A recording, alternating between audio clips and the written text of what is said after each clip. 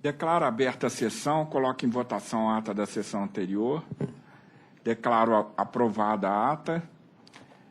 Algum registro? Então, a secretária para o pregão, observadas as preferências regimentais. Processo com preferência, advogado fora da região metropolitana de Belo Horizonte, eletrônico, relator, desembargador Bozon, segundo votante, desembargador Milton, terceira votante, juíza convocada Maria Cristina, número 5 da pauta, RO 10.240-06. Está presente Dr. Carlos Vinícius Mai, pela reclamada. 5 da minha pauta. É o 10.240.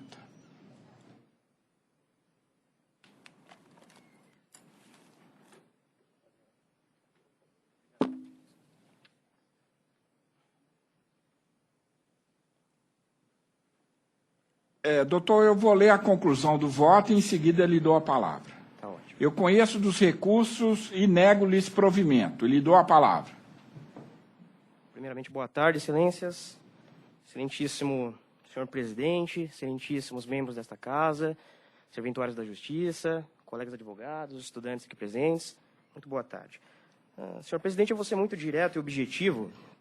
A ação, em suma, nesta reclamação trabalhista, o autor ele requereu a sua reintegração ao emprego por conta de ter sido demitido sem justa causa, segundo o alegado na inicial, né? A peça vestibular foi toda no sentido de que o autor teria sido demitido sem justa causa e num período de estabilidade provisória por conta de um acidente de trabalho, foi demitido, né? Durante um período de estabilidade provisória. Demitido sem justa causa, como alega o autor na peça exordial. Contudo, excelências, o autor ele usou de um certo ardil, porque a demissão não foi sem justa causa, e sim por justa causa, por mau procedimento. O autor ele se utilizava de substâncias entorpecentes, de drogas, durante ali a execução dos trabalhos, né, e nas dependências da reclamada. Acontece que o excelentíssimo juiz Acó, como diria meu saudoso avô, pegou no pulo. Ele pegou o autor no pulo. Tanto é que foi configurado pela sentença que, de fato, a demissão havia sido por justa causa, né? E eu sei que não é de bom tom, né, que um advogado venha até aqui à tribuna e leia algo para os senhores, mas eu peço o vênia aqui de ler pelo menos 2 parágrafos da sentença, 2 parágrafos pequenos, onde o juiz Acó considera: ao contrário do que foi sustentado na petição inicial, o autor não foi dispensado sem justa causa, e sim por justa causa, já Doutor, que em sede só um minuto. Esse processo é Eduardo José e Comercial Automotiva? Comercial, exatamente, excelência. Mas a sentença não deu a justa causa, não, da Tavênia, doutor. Ela reverteu a demissão por justa causa em sem justa causa, mas isso não foi pedido na inicial, senhor presidente e relator. Sim, agora eu entendi o seu discurso. Pode continuar. Desculpe, doutor. Imagina, que isso, excelência. Então, o juiz bem considerou, né, que, ao contrário do que foi sustentado na petição inicial, o autor não foi dispensado sem justa causa, e sim por justa causa, já que, em sede de depoimento pessoal, o autor deixou claro que, quando foi dispensado, ficou ciente que era por justa causa. Diante disso, e levando-se em conta os limites objetivos traçados na petição inicial, os pedidos relativos às matérias aqui em debate deveriam ser julgados improcedentes, já que tem como causa de pedir a dispensa sem justa causa, e não da conversão da dispensa por justa causa em sem justa causa. Ou seja, a partir daqui, o juiz Acó mesmo disse: se eu julgar qualquer coisa relacionado à demissão por justa causa, o que não foi pedido na inicial e não foi objeto da instrução, eu estarei julgando ultra petita, né? E extra petita também. Contudo, a respeitável sentença do ímpeto magistrado continuou no seguinte sentido: os pedidos serão deliberados à luz da juridicidade ou não da justa causa aplicada. Não, excelências, o autor não requereu isso em momento algum da inicial, muito menos impugnou ou contestou a justa causa havida na rescisão do seu contrato de trabalho. Portanto, é muito evidente, excelências, que houve sim julgamento extra e ultra petita neste caso, razão pela qual eu trago aqui de novo a matéria arguida em preliminar aqui no recurso da reclamada, e, muito respeitosamente, a reclamada requer de vossas excelências, ao menos que o feito seja, então, retirado para vistas, ainda que em mesa, para que essa matéria seja melhor apreciada, excelências. E, por oportuno, requer a nulidade também da sentença por ocasião de julgamento extra e ultra petita. É o que se requer. Muito obrigado, excelências. Doutor, data vênia, eu não tenho essa visão formalista que Vossa Excelência parece que tem, não. Eu acho que o fato do reclamante, na inicial, não ter adiantado que foi despedido sob a alegação de justa causa prejudica a pretensão dele e nem gera nulidade na sentença. E eu não reconheci a justa causa porque me pareceu data vênia que houve falha da empresa na prova da alegação. Os fatos são realmente graves, mas a empresa simplesmente não trouxe testemunhas mencionadas em sua auditoria para que elas se expusessem ao contraditório. Então, apenas uma questão de ordem. Não houve pedido na inicial com relação à reversão da justa causa. Não existiu esse doutor, pedido. Mas o problema talvez seja até de tradução, doutor. A gente está em Minas, não está em São Paulo, né? Então, a gente aqui é menos formalista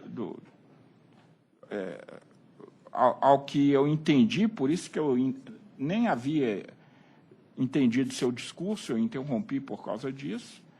Então, isso tudo me parece irrelevante. O segundo votante é o desembargador Tibau. Senhor presidente, como eu vou pedir vista? Pois não. Melhor essa questão. Então, fica para a próxima sessão, doutor. É para a próxima sessão, né, desembargador? Se Vossa Excelência quiser assistir, basta comparecer na próxima quarta, tá? Muito bem. Apenas por uma questão de organização, excelência, a reclamada será intimada dessa próxima sessão ou na próxima quarta-feira? Na próxima quarta-feira. Muito bem. A partir das 2h. Muito obrigado, excelências. Boa tarde. Boa tarde.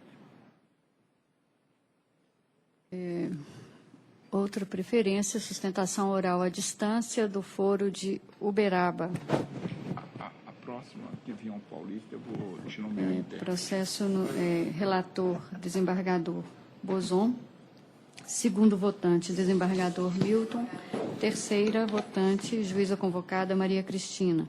Número 35 da pauta, RO 11.229-41/2014. Está presente no foro de Uberaba, Dr. Luiz Otávio Rocha, pela reclamada.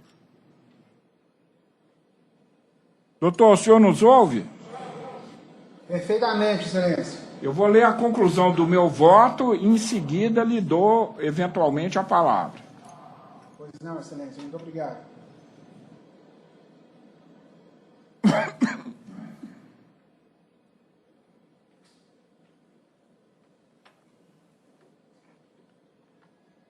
Um minuto que o sistema está abrindo aqui. Combinado.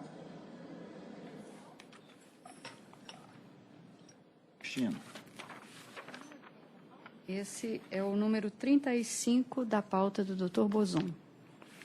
11.229.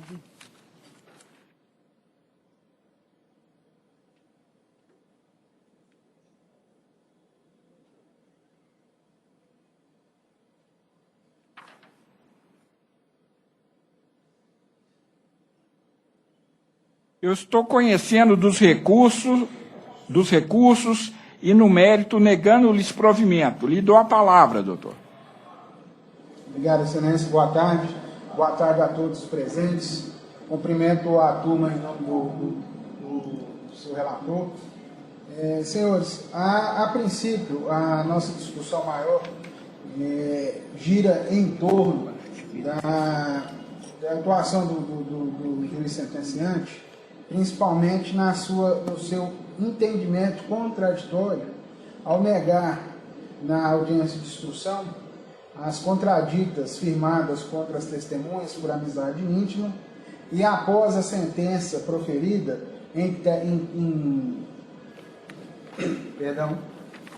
nos embargos declaratórios, entender que as testemunhas que foram tomadoras de empréstimo junto ao reclamante, assim o fizeram por conta da sua amizade, né?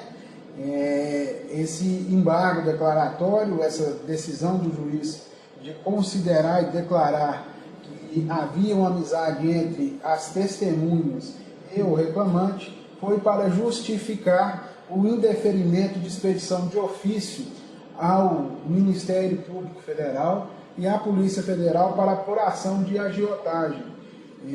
Situação essa comprovada através de depoimento na audiência de instrução. Superada essa situação, excelências, que a gente entende que por essa situação comprovada de amizade entre os reclamantes, entre o reclamante e as testemunhas por ele arrolada, a gente entende que todo depoimento por elas prestados ele é maculado, ele não tem o grau de isenção necessário para que seja validado como prova. Tendo essa situação em mente, a decisão que condenou a reclamada ao pagamento de comissões que foram alegadamente pagas fora extra-folha, não pode prosperar, né? Porque esse depoimento ele é maculado, ele não tem uma isenção de ânimo, né? Pelo menos assim entendemos, uma vez que ficou reconhecido pelo juiz sentenciante, essa relação de amizade entre a parte e a testemunha. Essa situação, excelências, ainda a gente pede uma vênia nesse caso, porque a prescrição ela foi declarada em data divergente do previsto na nossa Constituição.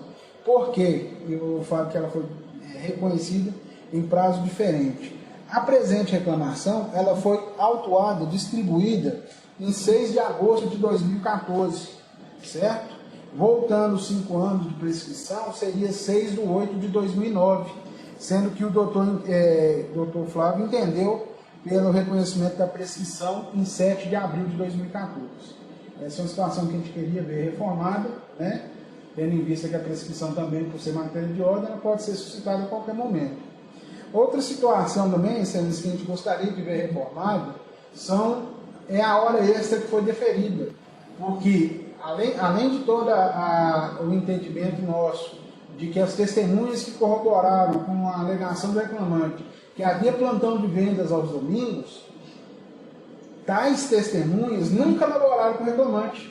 Isso ficou comprovado no depoimento, porque elas trabalhavam em setores diferentes. Ambas as testemunhas, trabalharam apenas no setor de venda de automóveis seminovos, sendo que o reclamante sempre trabalhou com venda de automóveis 0 km. Então, essa diferença de pagamento, de labor, a gente entende que ficou corroborado, até, inclusive pelas testemunhas do reclamante, que nunca houve essa situação. Outro ponto da sentença que a gente pretende a reforma é em relação à aplicação da multa do 477, porque o pedido do reclamante quanto a isso se baseia no não pagamento da totalidade das verbas, uma vez que ela afirma ter existido pagamento extra-folha. Por esse motivo, as verbas não teriam sido pagas em sua totalidade quanto da rescisão. Por esse motivo, ele pede a aplicação do 477. Dessa forma, entendemos que esses são os motivos ensejadores para a nulidade da sentença proferida, principalmente o desvio, excelência, foi a situação do juiz dele ter ultrapassado os seus limites de competência, principalmente quando ele decide que não há nem mesmo uma situação de crime de agiotagem, apesar da confissão do reclamante de trocar cheques e das suas testemunhas que afirmaram que já trocaram cheque com eles por juro, mediante juro. Então, assim, a gente entende que ele ultrapassou seus limites na competência, infringindo, inclusive, o princípio do juízo natural, porque não compete a ele decidir sobre a prática ou não de crime, né? Esse dessa forma que ele se manifesta contra essa decisão e requer o provimento do recurso. Excelência, boa tarde, muito obrigado. Doutor, quanto à prescrição, eu entendo que não cabe no processo do trabalho conhecer da matéria de ofício, porque isso violaria o princípio mais importante, que é o que está acontecendo? Que é de proteção ao trabalhador. Ok. No que toca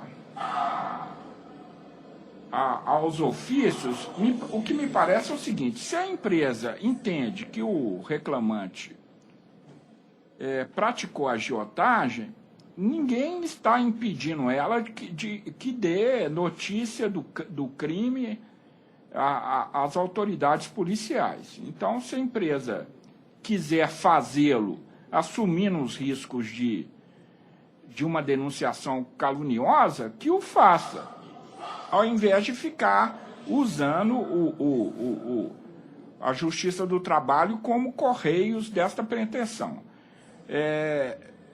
No que toca à contradita das testemunhas, São Francisco dizia: Deus me livre minha ordem dos intelectuais. Eu digo: Deus livre a Justiça do Trabalho dos formalismos do processo comum.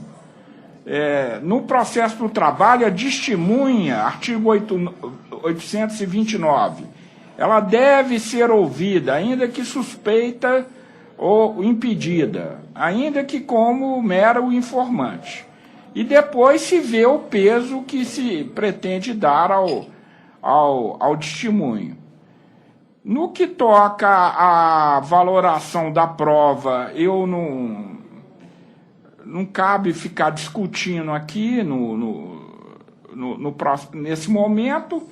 E no que toca à multa do 477, eu entendo que no processo do trabalho não há uma causa de pedir a qual fique rigidamente preso o pedido.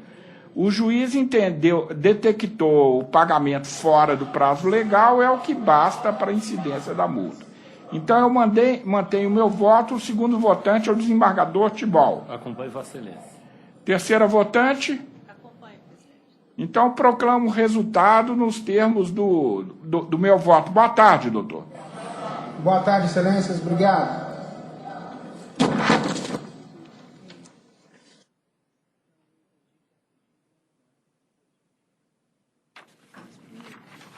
Pode.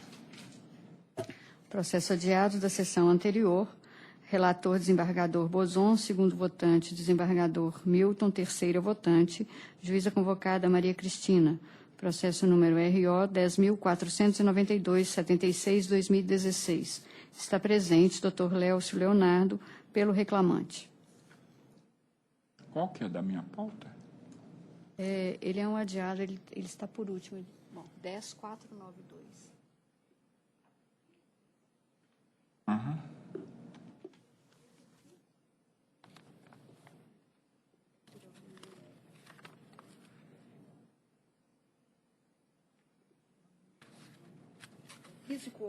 Eletrônico. Eletrônico, 10.492.76, adiado da sessão anterior.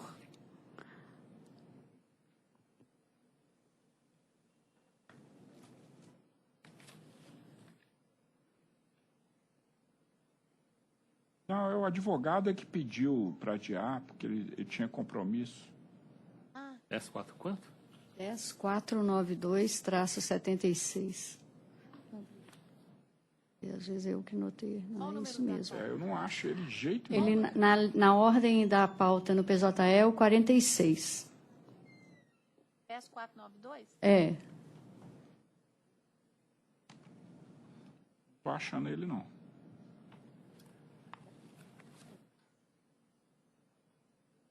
Ah, tá.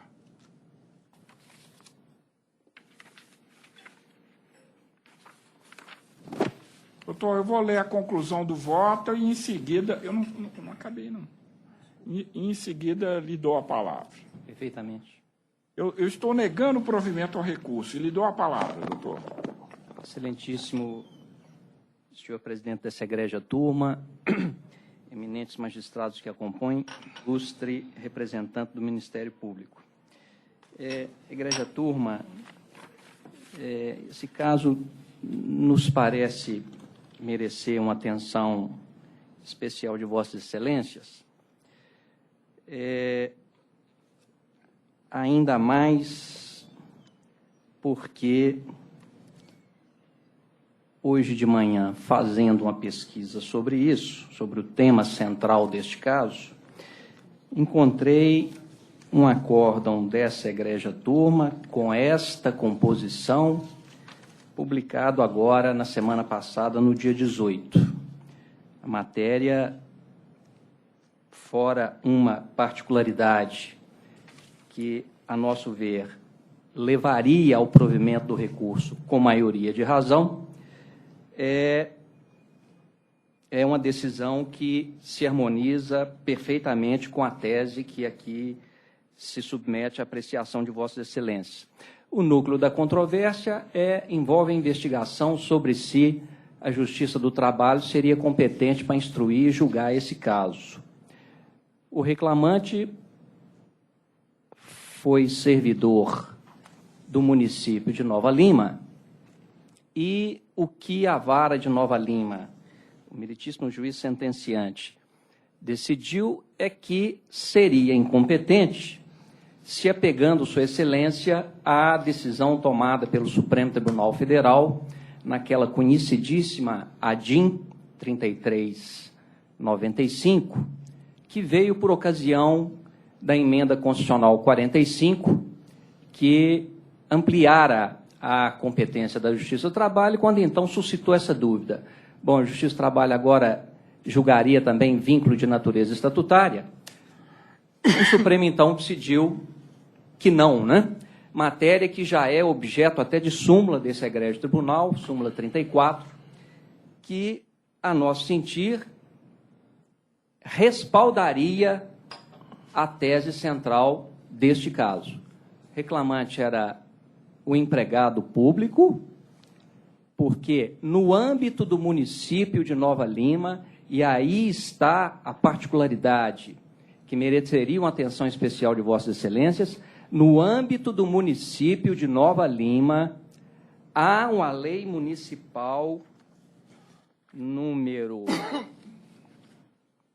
2023 de 2007, que, seguindo o mandamento constitucional contido no artigo 39 da Constituição Federal, que impõe aos estados, municípios, União, etc., nem é a faculdade, é a obrigação de instituir o regime jurídico de seus servidores, o município de Nova Lima, cumprindo o mandamento do artigo 39 da Constituição Federal, editou essa lei, prevendo claramente que, artigo 2º, o plano de cargos da Prefeitura Municipal de Nova Lima obedece ao regime da consolidação das leis do trabalho e estrutura-se em um quadro que se compõe de... E aí vem trazendo uma relação dos cargos que compõem essa estrutura organizacional do município de Nova Lima. O cargo do reclamante está previsto nessa lei. O artigo 73 da lei prevê que os cargos de provimento em comissão da estrutura administrativa da Prefeitura Municipal de Nova Lima são os constantes do anexo 10. E quando se vai no anexo 10, está lá claramente previsto o secretário municipal. Esse reclamante era o secretário municipal de comunicação. De modo que, se pela decisão tomada pelo Supremo na ADIM, a Justiça do Trabalho seria incompetente para julgar o vínculo de natureza estatutária, ressalvada, então, a decisão da ADIM, claramente nesse sentido, ressalvada a competência para julgar os vínculos de natureza seletista, aqui, com maioria de razão, na medida em que há uma lei municipal disciplinando que o regime aplicável a todos é o seletista. Vejo, Vossas Excelências, que essa lei municipal não sofreu nenhum questionamento de natureza constitucional, absolutamente nada disso. Curioso, porque o município ao admitir o reclamante, o ato de nomeação ou o ato de admissão diz expressamente, está sendo admitido nos termos da lei municipal número tal. Na hora de dispensá-lo, idem, dispensa ou exoneração está ocorrendo nos termos da lei municipal número tal. Curioso, mas ainda em juízo vem dizendo que o regime não seria o seletista. De modo que o que se espera de Vossas Excelências é que deem provimento ao recurso, ao reconhecimento de que a competência, pelo menos para este caso em que há esta particularidade, ao reconhecimento de que a competência é mesmo da Justiça do Trabalho. Muito obrigado, senhor presidente. Doutor, eu da Taverna mantenho meu voto. Eu entendo o reclamante, como Vossa Excelência salientou da tribuna, era secretário municipal. Pode ser até que, em algum caso, essa turma, pelo fato do servidor ter tido a CTPS assinada, a gente reconheceu a competência da Justiça do Trabalho. Mas nunca chegou a ser um caso também de secretário municipal. E eu entendo que, evidentemente, esse regime seletista não se aplica aos secretários municipais, porque, levando isso ao extremo, ele se aplicaria até ao prefeito. Então, de maneira que eu mantenho o meu voto. O segundo votante é o desembargador Tibau. Eu acompanho Vossa Excelência, que bem salienta que se trata de cargo público, de agente político, não é servidor público. Então, eu proclamo o resultado nos termos do meu voto. Boa tarde, doutor. Boa tarde, obrigado.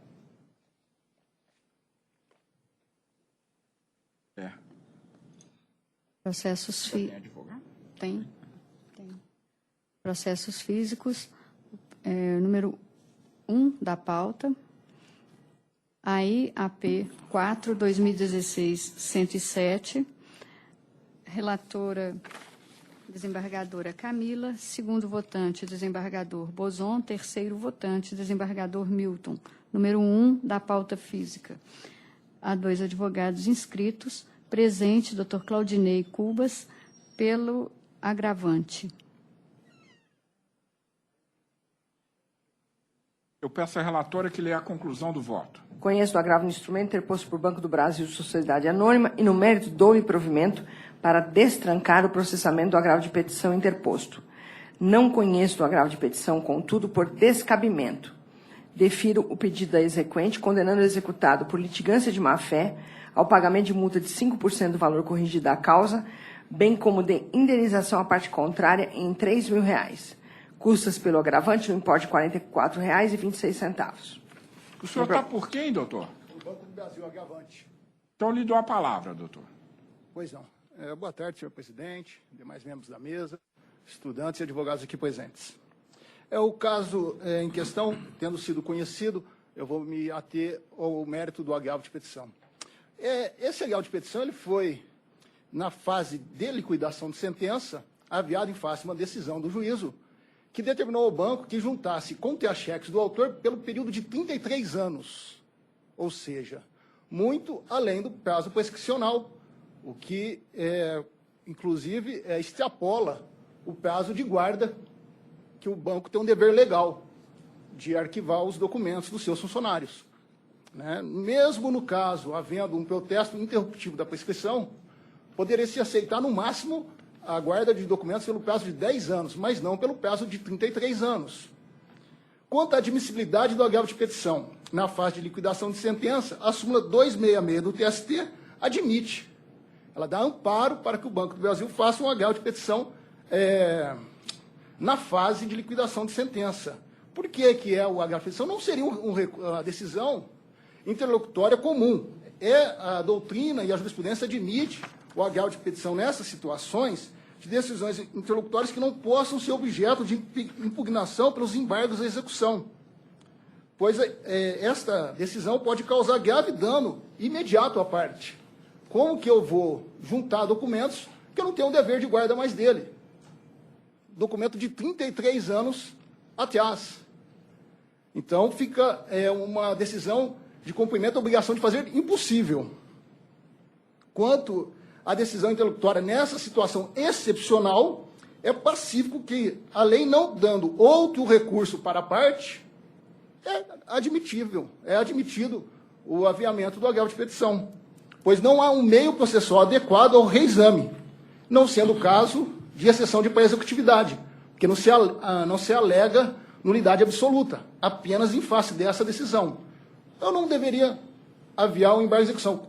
Estando na fase de execução, o recurso cabível é o agravo de petição. Então, gostaria de pedir a reconsideração, né, dessa decisão do juízo, ou que determine o retorno aos autos para que o juízo julgue, né, os embargos de declaração do banco reclamado, que foi o primeiro recurso, aviado em face da decisão dele. Ele não conheceu os embargos de declaração. Dessa decisão foi aviado o agravo de petição.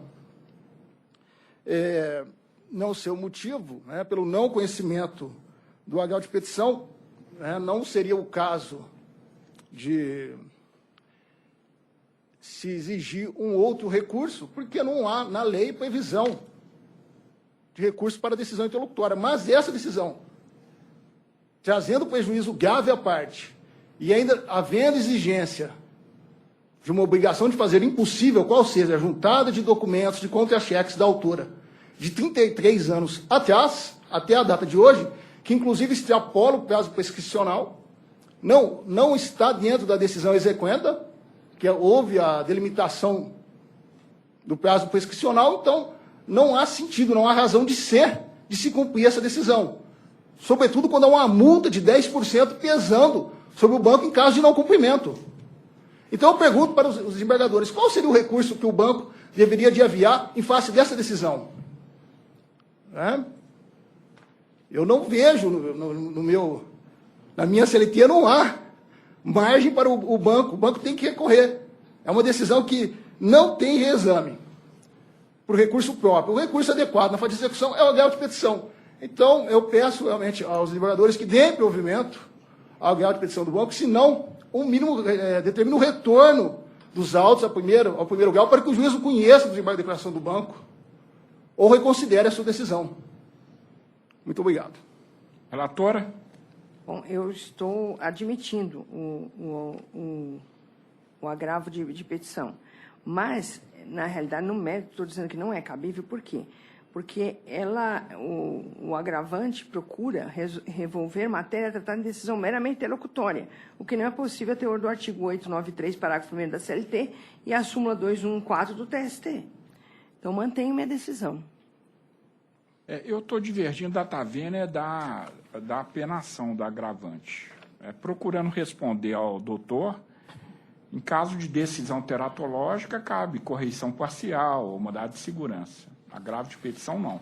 Mas a questão é duvidosa, porque o artigo 897 ele não é muito claro quanto à natureza da decisão agravável, né?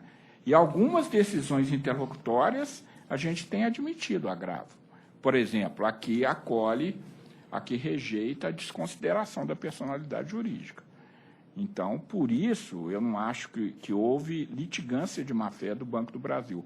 Até porque a sustentação demonstra isso. Parece que o juiz também não foi muito razoável ao mandar exibir documentos que o Banco do Brasil já pode ter destruído legitimamente e sob pena de multa. Então, eu não estou vendo, data vênia, litigação de má-fé aqui. Eu simplesmente não conheceria do agravo por incabível, não sei se é tempo mais de mandado de segurança, de correição parcial é certo. É certo que não cabe mais, né? O prazo já se foi. Mas talvez ainda caiba o mandado de segurança. Ou simplesmente o banco diga que não vai juntar na hora de embargar a execução. Se insurja contra a multa e, mantida a multa em embargos e execução, aí sim agrava por petição, né? E ela, inevitavelmente, vai cair, porque realmente mandar juntar documento de 33 anos, ninguém merece, né? Então, eu estou divergindo quanto a essa aplicação de multa e indenização por litigação de má-fé. O terceiro votante, como vota? Eu estava inclinado a também me insurgir contra essa apenação, Mas o que eu ouvi da tribuna me dá a convicção de que a empresa está efetivamente querendo nos impor a CLT da empresa. A nossa CLT é a federal. Não cabe embargo declaratório contra despacho ou decisão interlocutória. E o doutor sabe disso e ainda usa um outro recurso para insistir chegar ao conhecimento do tribunal aquilo que não poderia ter chegado aqui.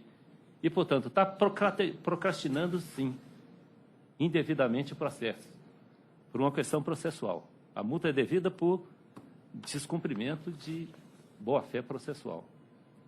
Agora, já que Vossa Excelência tocou na questão de fundo, eu vou dizer que só a lei tributária é que obriga a empresa a manter documento por 5 anos.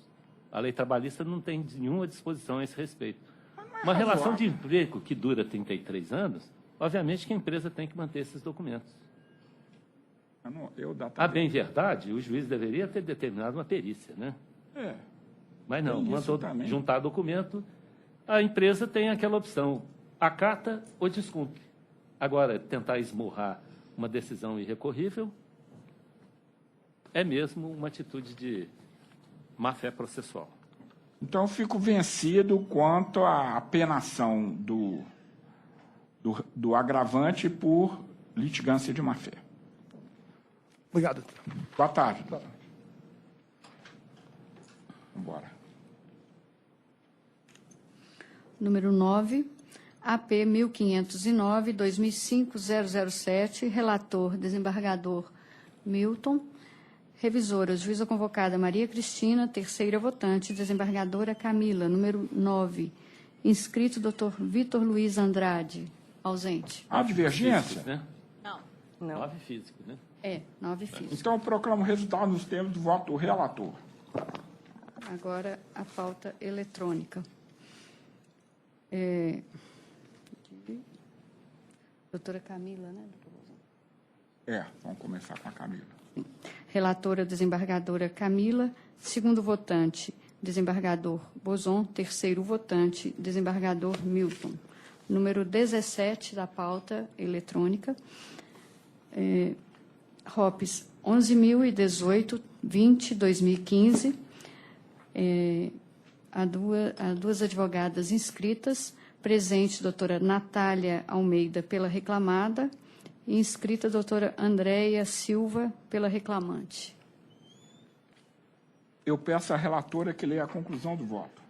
Conheço o recurso ordinário interposto, porque preenchidos os pressupostos de sua admissibilidade no mérito, nego o provimento, mantendo a sentença de folhas por seu próprio jurídico fundamento.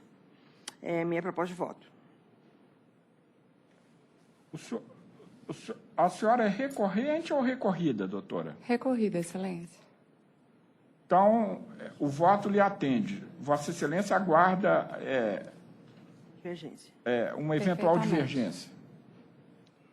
Eu estou divergindo porque eu, data vênia, estou determinando a oitiva do preposto e da testemunha do reclamante.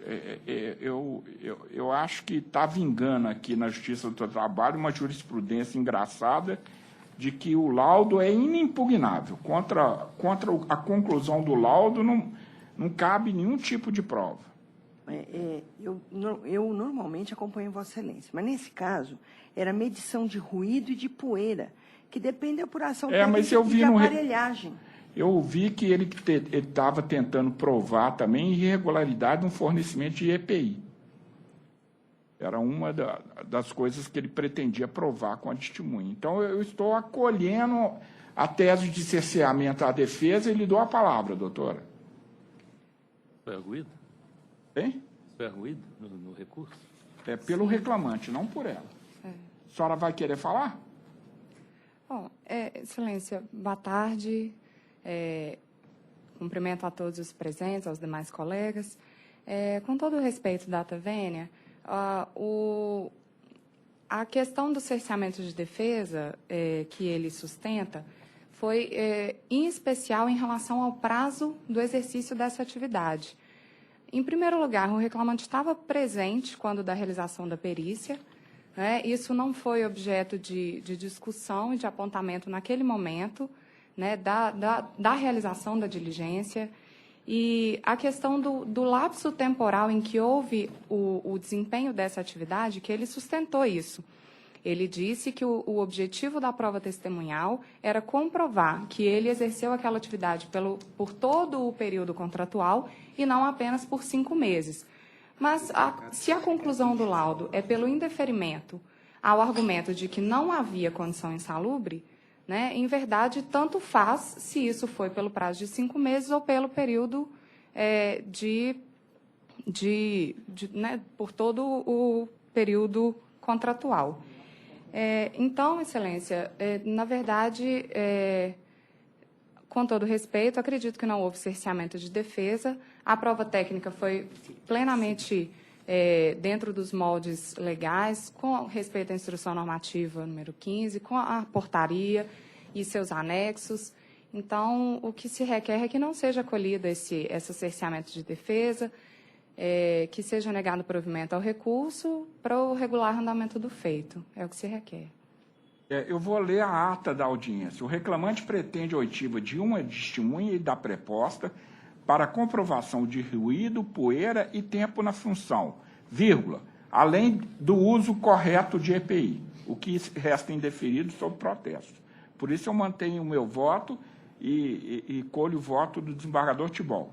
Vou pedir vista para examinar melhor essa questão. Então, para a próxima sessão, desembargador. Esse processo fica adiado para quarta-feira que vem, se a senhora quiser assistir. Certo. Obrigada, Excelência. Boa tarde.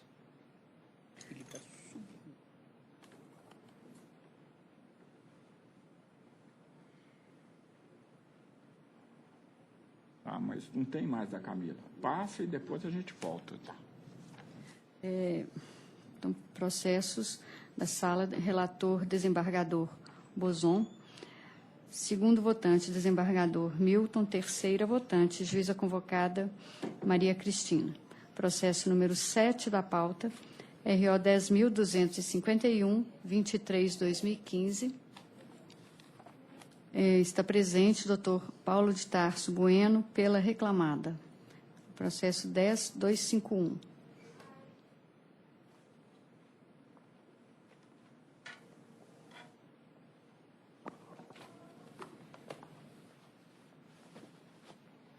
Eu conheço de ambos os recursos e, no mérito, dou-lhes provimento parcial ao da reclamada para limitar a condenação ao pagamento de horas extras ao período da admissão até 18 de abril de 2015, exclusivo. Ao do reclamante para, declarando o fim do contrato de trabalho por demissão do empregado, condenar a reclamada ao pagamento das seguintes verbas rescisórias: 13º proporcional, férias proporcionais e FGTS do mês da rescisão. Eu mantenho o valor arbitrário da condenação porque ainda é compatível. E lhe dou a palavra, doutor. Boa tarde, senhor presidente e relator, demais componentes da turma. Em relação ao recurso da empresa, a empresa reitera a questão da insalubridade, que é a questão já batida aqui, questão da vibração na zona B. Data vênia, só uma região de precaução, então não poderia ser deferido essa insalubridade. E a questão do Vale Transporte também, porque a empresa forneceu ao reclamante o passe livre. E esse passe livre data vênia, que é o cartão, hoje inclusive isso até todo eletrônico, não há necessidade de fornecimento desse vale. E, atualmente, na época, mas também existia o passe físico também, que foi fornecido a ele. Em relação ao recurso do reclamante, que foi deferida aí as verbas rescisórias, reitero aqui as razões recursais e do própria sentença, segundo os quais o reclamante foi suspenso e advertido por diversas vezes, inclusive por ausência, por largar o serviço antes de terminar o horário, e principalmente a questão da última falta, que foi o abandono de emprego, em que o próprio juiz reconheceu que ele não impugnou essa questão. E data vênia, agora, alegar isso em sede de recurso, isso aí seria até uma inovação recursal. Data vênia, então, como ele não impugnou essa questão do abandono, então tem que ser reconhecido, então tem que ser mantida a justa causa. Então, em síntese, em relação ao nosso recurso, a questão da insalubridade, excluir, e a questão da indenização do Vale Transporte. E em relação do recurso do reclamante, julgar improcedente, reconhecendo a justa causa. Obrigado. Quanto à insalubridade data vênia, apurou-se a insalubridade anterior àquele período da nova portaria, né? Mas é na zona B. Mas é dentro daquela zona B. Não foi isso, porque a zona B, essa turma também não foi essa a conclusão do voto da Tavênia. Essa turma não dá insalubridade na zona B, não. Quanto ao Vale Transporte, foi mantido pelo seguinte: a reclamada não logrou afastar a afirmação do reclamante que, desde o dia 26 de julho de 2014, seguinte ao assalto de que ele foi vítima, o reclamante está com um cartão provisório ótimo, que só serve para abrir viagem no horário de trabalho. E o português está horrível, mas eu estou transcrevendo o que está contido na ata. Sendo que o obreiro, a gente tem uma mania de seno, que tudo é sendo. Não sei de onde que tira isso. Sendo que o obreiro não consegue utilizá-lo como passe livre para o transporte, residência, trabalho e vice-versa. Então, foi por causa dessa alegação não derrubada que se manteve a condenação. E quanto o pedido era de rescisão indireta. Não comprovada a falta da empresa, indeferida a rescisão indireta, a gente prevalece a demissão de iniciativa do empregado.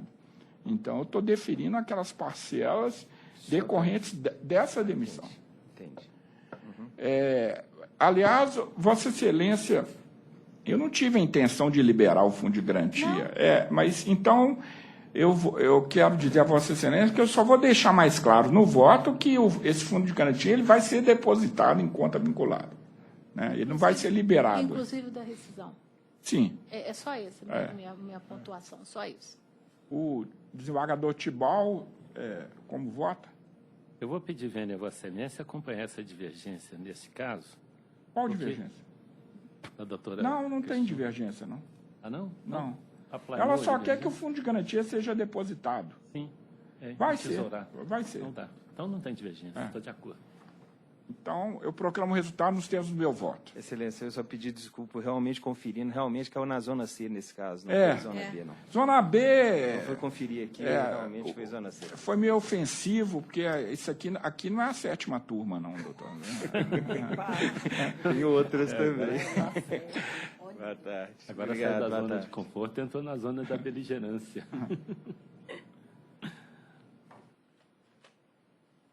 Tá, chama.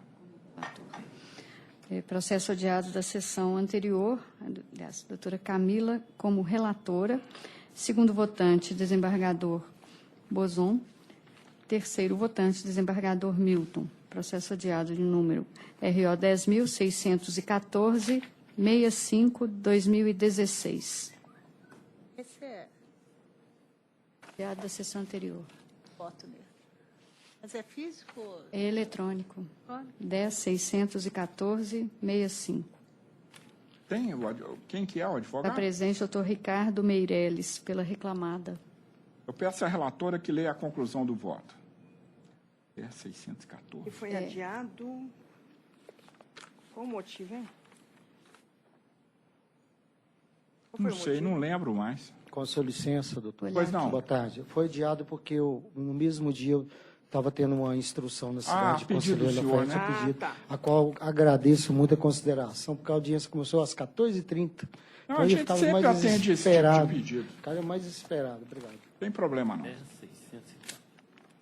Eu peço à relatora que leia a conclusão do Se eu voto. achasse, era bom, né? Não tô achando.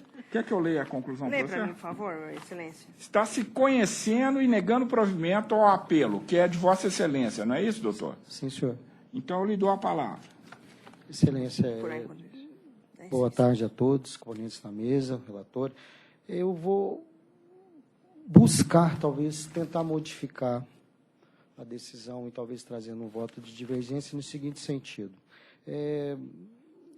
A reclamada, Excelência, até tem um pedido preliminar aqui que a gente queria que você fosse observada. A reclamada, na realidade, ela teve sua constituição a partir de 1º de julho de 2015.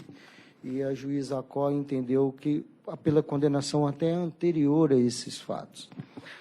O que a gente observa é que o próprio reclamante junta documentos que comprovam que, anterior a essa data, ele firmou contratos com terceiros, fazia prestação de empreitada com outros, tinha uma empresa constitutiva como construtor.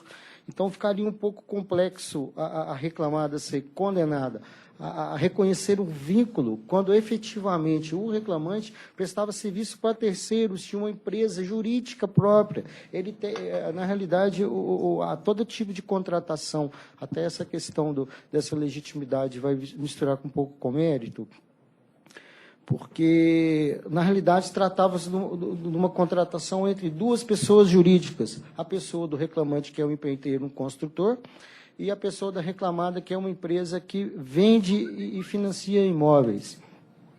Então, a reclamada entende que fica um pouco impossível ser responsabilizado por qualquer cláusula contratual ou direito do objeto anterior à constituição mesmo da empresa, que seria 1/7/2015. Como pode, Excelência, uma empresa assinar a CTPS de uma pessoa, recolher impostos do recolhidos antes da constituição da mesma existência dela? Certo que existem documentos que comprovam que, anterior à constituição da empresa, o próprio recorrido, reclamante, construtor, reitero, pessoa jurídica, celebrava contrato com pessoas físicas, diferentes dos sócios das reclamadas. O próprio reclamante traz aos autos esses contratos anteriores à Constituição, onde ele tiver N situações, N contratos. Então, não existia uma subordinação e nem hierarquia da reclamada para com a pessoa do reclamante.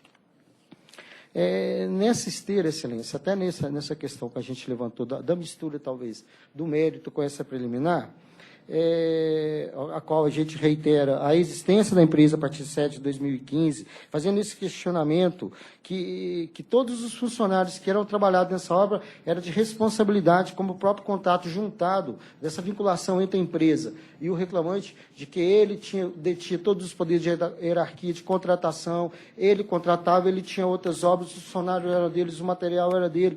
Então, na realidade, tratava-se de um contrato pessoas jurídicas, e nesse caso gostaria muito que seja reconsiderado e alterada a decisão da ilustre relatora, no sentido de que seria uma afronta até à livre contratação e à segurança jurídica dos contratos, esse reconhecimento de vínculo jurídico entre duas pessoas jurídicas. É nessa esteira que a gente pede. Agradeço, obrigado. Relatora? O trabalho era executado pelo reclamante na condição de pessoa natural.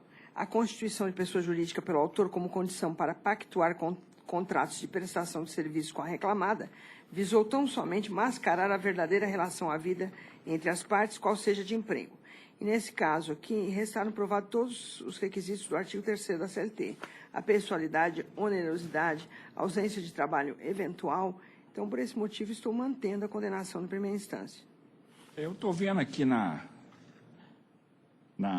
sentença, ele era um pedreiro autônomo para uma construtora civil, aí fica difícil. Né?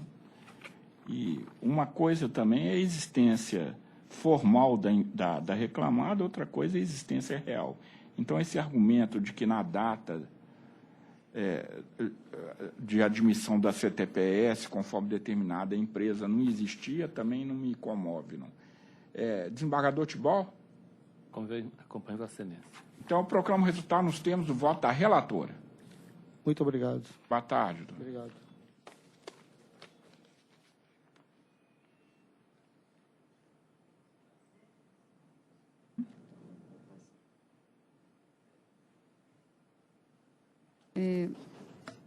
Processo, sessão do relator, desembargador Bozon. Segundo votante, desembargador Milton. Terceiro votante, juíza convocada Maria Cristina. Número 26 da pauta, RO 10.837-04-2016. Está presente doutor Eduardo Couto Filho, pelo reclamante. 26 da pauta de doutor Bozon.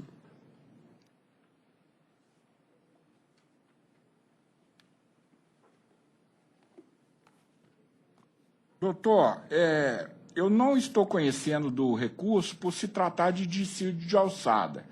Eu lhe peço, por praticidade, que em sua sustentação, Vossa Excelência enfrente apenas essa questão processual, porque se eu ficar vencida, aí eu lhe dou a palavra, tá? Então, Excelência, vamos aguardar o voto dos... Há divergência? Componentes. Não. Então, eu proclamo o resultado nos termos do meu voto. Tá certo, Excelência. Obrigado. Boa tarde.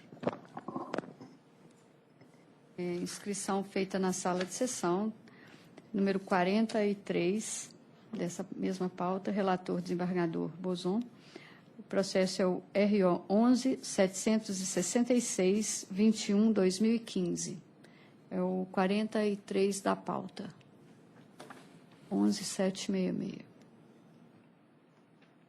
Quem está presente? Quem relator? Doutor Bozon, doutor Bozon é relator. É só para assistir. Ah, tá. Então, vou ler a conclusão do voto. 11.766, 43 da pauta.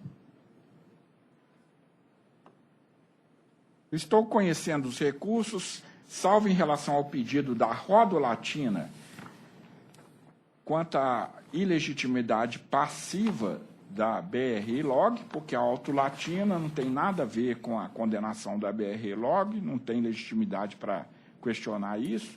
No mérito, dou provimento ao recurso da terceira reclamada, Intercement, para exonerá-la da condenação, negando provimento ao apelo das demais reclamadas e provendo parcialmente o do reclamante para incluir na condenação.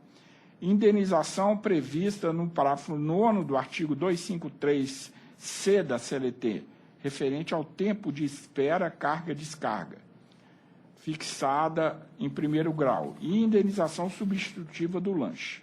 Mantém o valor arbitrado da condenação por ainda compatível. Há divergência?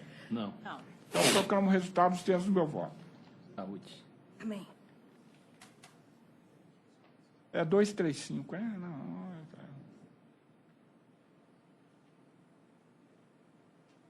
Há uma outra inscrição na mesma sala. Processo número 10 da pauta é o 10.415-21/2016.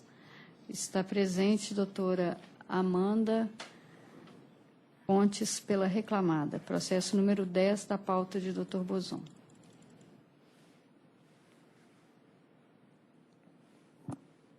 Eu conheço dos recursos, salvo em relação ao item 3 do apelo da reclamante. Remuneração para combustível, habitualidade, ausência de prestação de contas, natureza salarial. Por inovação. No mérito, dou provimento parcial ao recurso do reclamante para incluir na condenação diferenças de comissões /PLR nos termos da fundamentação e o pagamento em dobro de período de férias não concedido.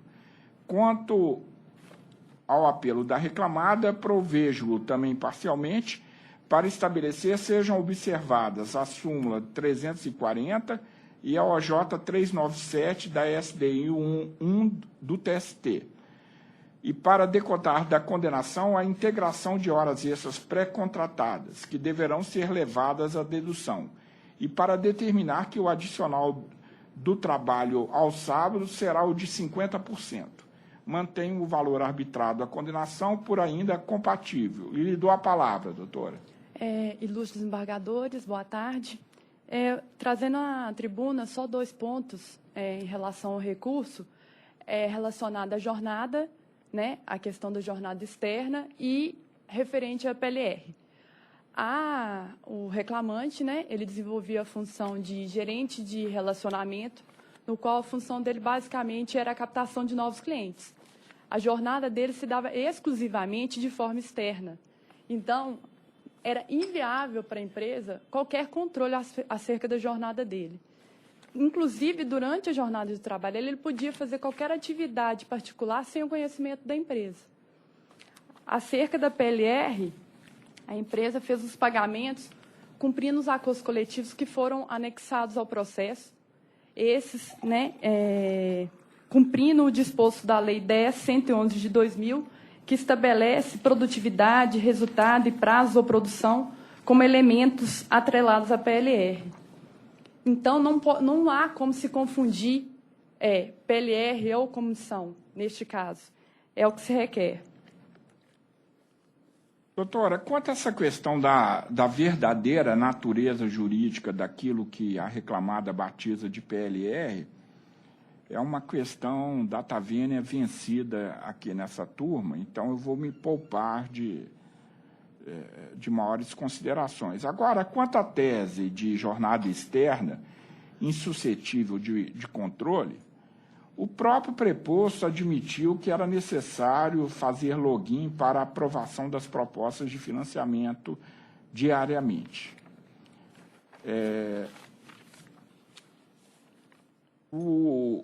A testemunha Tarcísio esclareceu que a jornada era controlada pelo seu superior, que ligava durante a jornada, que o gerente comparecia no local em que o reclamante trabalhava, de modo que eu também estou rejeitando essa tese. E colho o voto do desembargador Tibol. Acompanhe Vossa Excelência. Terceira votante. De acordo, presidente. Então, proclamo o resultado nos termos do meu voto. Obrigada. Boa tarde, doutor. Sala de sessão, desembargador Milton como relator. Segunda votante, juíza convocada Maria Cristina. Terceira votante, desembargadora Camila. Número 6 da pauta, RO 10.820.14/2015. Inscreveu-se Dr. William Fontes, ausente. Há divergência? Não. Então, proclamo o resultado nos termos do voto do relator. Número 8, ROPS 11.035.91/2015. Está presente Dr. Alex Novaes, pela reclamada. Eu peço ao relator que leia a conclusão do voto. Senhor presidente, há uma anotação aqui para sobrestar, divisor 150, mas já foi apreciado. Já foi definida a questão dos 180. Pois é, mas não foi ainda publicado não foi publicado. ainda. Então, vamos sobressar. Não foi publicado. O senhor sabe que o TST decidiu contra a própria súmula, né? Sim, e falou que vai voltar a ser o 180. E esse é um dos pontos do recurso também, que fala da jornada de 30 ou 36 horas. Mas é melhor, gente, por cautela, porque hoje, no Brasil, hoje tudo está acontecendo, a gente aguardar essa publicação, tá? Tudo. Perfeitamente. Então, nesse caso, vai ser retirado de pauta. Quer dizer que, quando for reincluído, Vossa Excelência será intimada. Obrigado, Excelência. Boa tarde a todos. Boa tarde. Pautas e pautas, só para esse dia. O TST obrigou a gente a fazer a súmula, adequando a dele. Esse divisor 150 não tem matemática que chega a ele, né? E agora ele voltou atrás. E não sei se Vossa Excelência sabe, mas hoje também suspenderam todos os processos que falam de abastecimento de veículo. Foi? Não recebi isso, não. Saiu hoje. Todos estão suspensos. Isso aí é porque o TST vai desautorizar, né? A periculosidade, abastecimento de veículo. Porque é esse motorista que acompanha o abastecimento e pede. Como tem quem dê, né? Então eu daria também, né? Eu pediria também, né? Eu também vou pedir. Quem dê, né? Sala de sessão, juíza convocada Maria Cristina como relatora. Segunda votante, desembargadora Camila. Terceiro votante, desembargador Bozon. número 10 da pauta, ROPS 10.746-37-2016. Está presente doutora Isabela Pinto, pela reclamada. Eu peço à relatora que leia a conclusão do voto. Número 10, da doutora Maria Cristina, ROPS 10.746-37. Senhor presidente, eu conheço do recurso interposto, porquanto preenchidos os pressupostos legais de admissibilidade. No mérito, nego-lhe provimento, confirmando a respeitável sentença recorrida. A senhora está pela recorrente ou recorrida? Recorrida. A senhora aguarda eventual divergência? Há divergência? Não. Então, proclama. Eu não fiz, não, né? Eu esqueci de olhar. Não é a... Mas eu não fiz divergência. Não tem divergência. Então, eu proclamo o resultado nos termos do voto da relatora. Ok, obrigada. Boa tarde. Processo número 18, ROPS 11.465-53-2016. Está presente doutor Ricardo Valverde, pela reclamante. Número 18 da pauta. Tá? Está presente ou não? Foi anunciado que está lá chegando. Qual que é o número? Número 18 da pauta, 11.465-53. Ô, Tibol, põe esse trem seu no silencioso, você não sabe pôr, não, eu ponho para você. Não tem silencioso para isso, não. Tem sim. Tem? Tem sim. Me dá aí que eu ponho no você. Boa tarde. Eu peço à relatora que leia a conclusão do voto. Pois não, presidente. Eu conheço do recurso interposto, porquanto preenchidos os pressupostos de admissibilidade, dou-lhe provimento parcial para excluir da condenação o pagamento adicional salarial no importe de 10%, bem como a multa do artigo 477 da CLT, confirmando, quanto ao mais, a respeitável sentença recorrida por seus próprios e jurídicos fundamentos. O senhor está por quem, doutor? Pela reclamante, excelência. Eu lhe dou a palavra, então. Boa tarde, senhor presidente, demais membros que compõem essa turma, colegas de profissão presentes. No que tange ao acúmulo de função, excelências, a reclamante se desincubiu totalmente do ônus, né? E nos próprios autos, a testemunha ouvida a rogo da recorrente, ela confessa que sequer trabalhava no mesmo horário da reclamante, da recorrida. Então, assim, todas as funções foram detalhadamente pontuadas, as quais funções distintas do contrato de trabalho e alteração unilateral pela recorrente, excelência. No mais, reitero os termos das contrarrazões. Relatora? Senhor presidente, eu vou me ater especificamente a esse ponto, que é o ponto trazido da tribuna. Sempre faça isso nessa turma, por favor. Já é de hábito. Então, eu peço vênia ao ilustre advogado para dizer que a questão não é nova também, essa questão de acúmulo de função. A gente tem visto isso com grande frequência na primeira instância, e eu, enquanto juíza de primeira, enfrento isso quase todos os dias. Inventaram isso e tem turma que dá, então... Pois é, presidente, é uma coisa complicada. Lá, hoje, a gente trabalha basicamente com acúmulo de função, rescisão indireta e dano moral. São as bolas da vez, vamos assim dizer, né? Mas, no caso específico aqui, atendo-me à prova produzida nos autos, eu verifico, assim, diversamente do entendimento do juiz de origem, que as funções para as quais a reclamante foi contratada cabia esse elastecimento funcional. Então, eu estou pedindo vênia para excluí-lo, para dar provimento ao recurso no aspecto, excluindo a parcela da condenação. Segunda votante? Integralmente de acordo. Eu até entendo que, salvo exceções... Raríssimas. Raras e todas previstas pelo legislador, porque no Brasil, ao contrário do que muitos parecem acreditar, juiz não legisla, né? Não pode ficar inventando moda, né?